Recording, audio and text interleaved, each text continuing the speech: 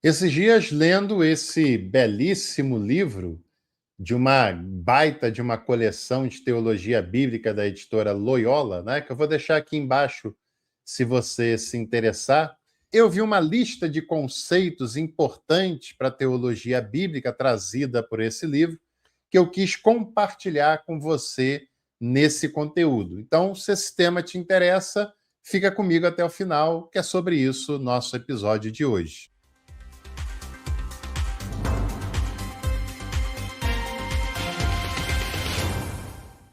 Agora, uma grande dica é que você estude teologia de modo sério, né? Com pessoas qualificadas que têm se dedicado a isso e, é claro, com um valor acessível. Aqui no clube de membros do canal, nós temos vários cursos. É só você clicar ali em Seja Membro e dar uma olhada no que mais te agrada e participar com a gente.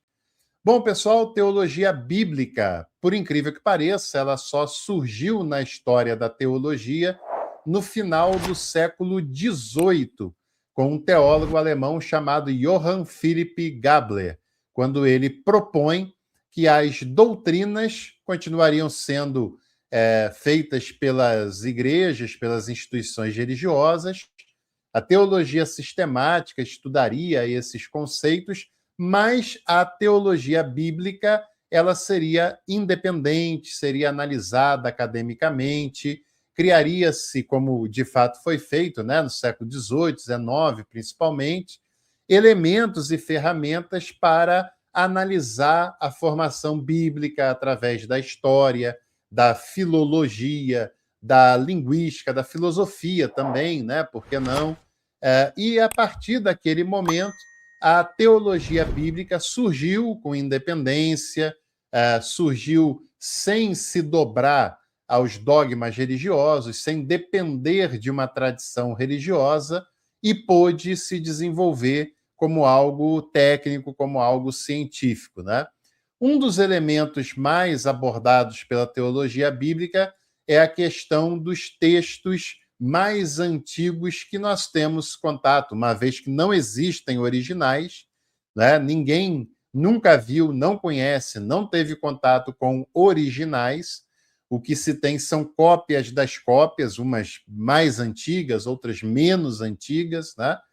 E é sobre esse material que os biblistas se debruçam para estudar e tentar compreender esse processo de formação, né?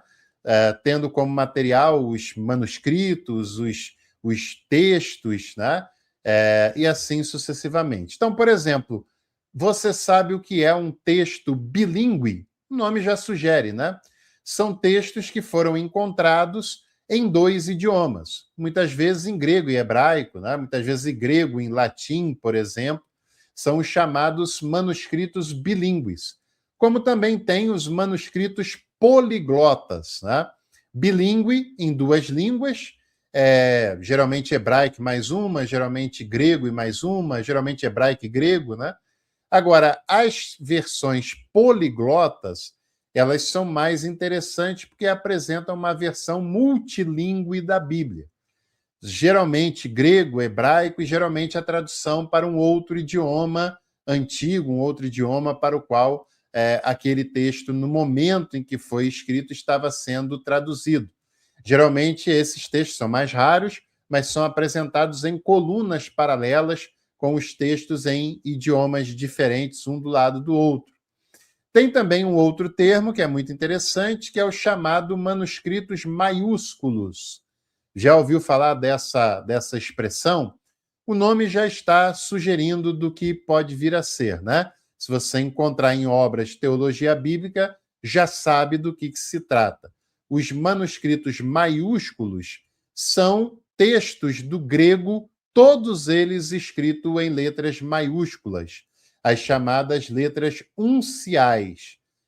Isso é para o caso de textos do Novo Testamento, para textos do grego, né? Novo Testamento, ou então da Septuaginta, né? O hebraico não tem textos, não tem letras cursivas. Tecnicamente não tem, né? Tem uma versão ou outra e tal, mas tecnicamente são letras maiúsculas. Então, no grego, esses manuscritos podem vir apresentados em maiúsculos ou minúsculos. No caso do maiúsculo, é quando todo o texto, não apenas a primeira letra, né, que abre lá o texto em si, mas todo o texto está escrito em maiúsculo, que são as letras unciais, e minúsculos são os manuscritos em que todas as letras estão em cursiva, né, estão em letras minúsculas. Uma outra definição importante, teologia bíblica, é a conjetura. Sabe o que é isso? Conjetura é a alteração de editores modernos, apesar da tradição. Esses editores modernos, especialistas na história, no processo de formação, percebem que alguma leitura foi alterada pela tradição, que acontece, né? E fazem uma conjetura no texto, ou seja, fazem uma interpretação desse texto e uma alteração daquele texto, ou apesar da tradição, ou algum sem o respaldo da própria tradição, né? Por exemplo, hoje nós sabemos que João, capítulo 5, versículo 4, que é o texto lá do tanque de Betesda, foi inserido pela tradição, foi inserido por Tertuliano no terceiro século, né? Quando ele explica que um anjo agitava a água e quem descesse era curado e tal. Isso não está em nenhum dos textos dessa passagem, nenhum dos mais antigos foi inserido por Tertuliano, né? E a crítica bíblica faz essa a investigação e pode apontar, por exemplo, essa realidade, né? Outro conceito importante é a revisão, que é a verificação de um texto antigo com base em outros manuscritos, né? Tem lá um manuscrito antigo do século X, e aí tem lá um texto sobre um evangelho, por exemplo, e aí se compara esse texto com outros manuscritos tão antigos quanto, ou um pouco mais recente, ou mais antigos, para se comparar e fazer uma revisão se aquele texto ele de fato é condizente, se ele é uma inserção posterior, né? Se ele está em contradição com aquilo, se ele tem elementos que outros não têm. Então, esse é o processo chamado de revisão desses manuscritos. Tem também uma variante que você já deve ter ouvido falar, que é uma versão textual divergente dos demais. Por exemplo, você tem 10 textos, 10 manuscritos que falam uma mesma coisa, ou coisa muito parecida de uma determinada história da Bíblia, e você encontra uma variante, um outro texto, tão antigo quanto, mais ou menos recente, que apresenta coisas diferentes daqueles outros anteriores, tá? Então, essa é uma variante que deve ser pesquisada, analisada e entender por que ela está ali divergente dos textos que se tem até então, né? Outro conceito importante é de códice. Códice são os manuscritos em forma de livro, porque os textos antigos, tanto do Antigo quanto do Novo Testamento, foram escritos em rolos, né? Em que a pessoa abria para ler aqueles rolos, ou então em folhas soltas, em folhas avulsas, primeiro em papiro, depois em pergaminho, né? As citações do Novo Testamento, de Paulo pedindo para levar os seus rolos, né? E os códices já são versões um pouco mais recentes, onde esses textos já são escritos e compilados em formato de livro, parecido com esses, não completos como esse, é claro, mas parecido com essas versões que nós temos mais recentemente, né? Tem também a glossa, que é uma interpolação, uma inclusão secundária, né? Essa interpolação é muito interessante a gente perceber de que alguns textos eles foram inseridos posteriormente, foram inserções secundárias.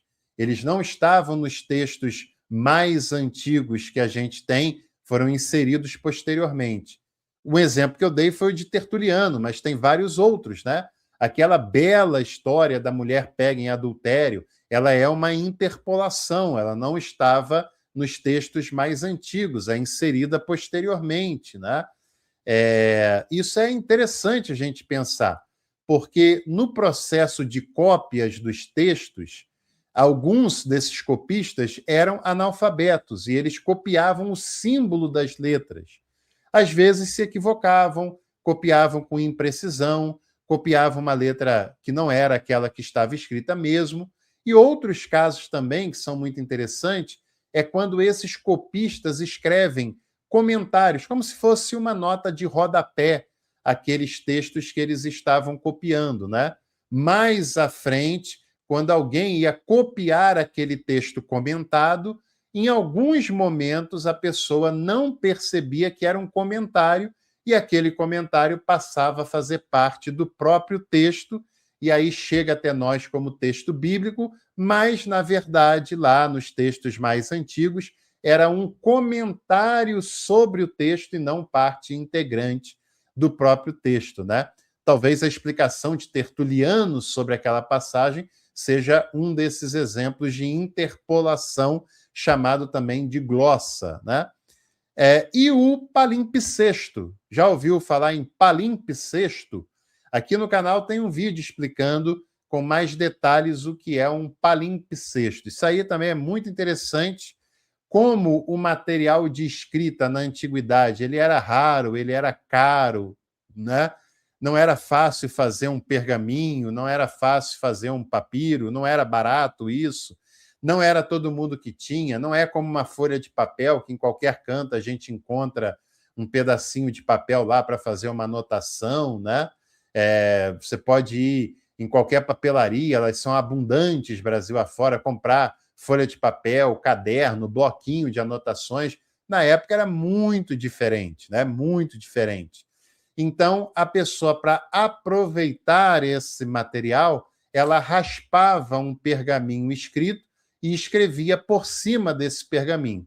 Pegava lá um pergaminho que já tinha sido utilizado, raspava aquelas letras, tirava, né, como se fosse, guardadas as proporções, é claro, né, um liquid paper da época, né, a raspagem, e escrevia por cima e escrevia naquela folha novamente. Isso é chamado um palimpsesto. Tem também um palimpsesto duplo, que é quando a pessoa raspou e escreveu, tempo depois outra pessoa raspou de novo e escreveu de novo, né?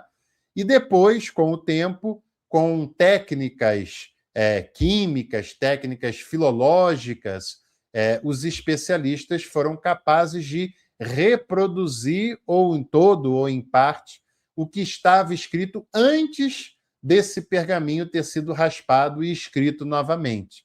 São chamados palimpsestos.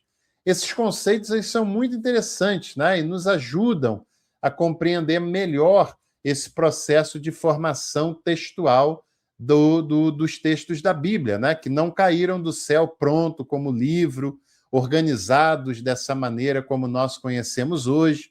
Muitas vezes o especialista teve lá uma pequena parte, algumas letras, algumas palavras, que ele teve que harmonizar com outras passagens e assim sucessivamente. E fica de dica essa bela obra, Introdução à Exegese do Novo Testamento, do Udo Schinelli.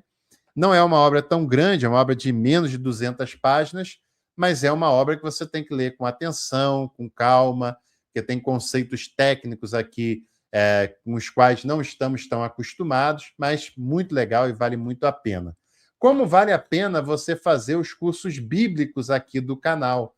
São cursos com valor acadêmico, com teor acadêmico atualizado, que as pesquisas bíblicas têm procurado pesquisar e analisar, mas com uma linguagem acessível para que qualquer pessoa entenda e possa avançar nos seus estudos. E os valores também são bem acessíveis. Clique em Seja Membro e dá uma olhadinha também e conheça o Café Vero.